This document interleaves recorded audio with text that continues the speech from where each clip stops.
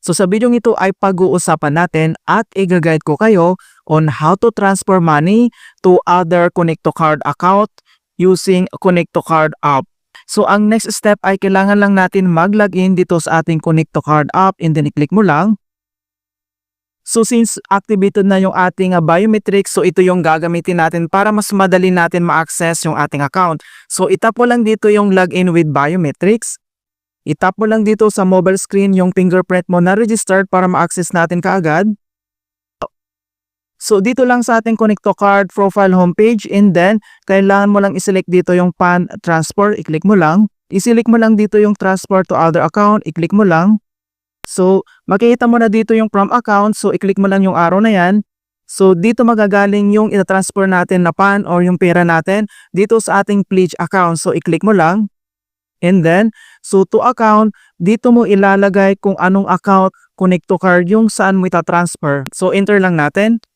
Okay, and then next, so enter amount ko. Lagay ka lang dito kung magkano yung ina-transfer mo. And then dito sa baba, itap mo lang dito yung next. Okay, so makikita mo na dito yung transfer to other account. Before you proceed, please review your transaction details. So makikita mo dito yung ating pledge account na 0 po siya. And then next step, itap mo lang dito yung proceed. And then, so kailangan natin i-enter dito yung 6-digit MPIN code natin sa ating Connect to Card account. So enter lang natin.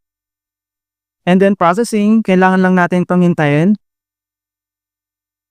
Alright, so makita mo na dito na transfer to other account, status successful. Ayan, so super bilis pala talaga kung mag-transfer tayo from yung account natin to other Connect to Card account.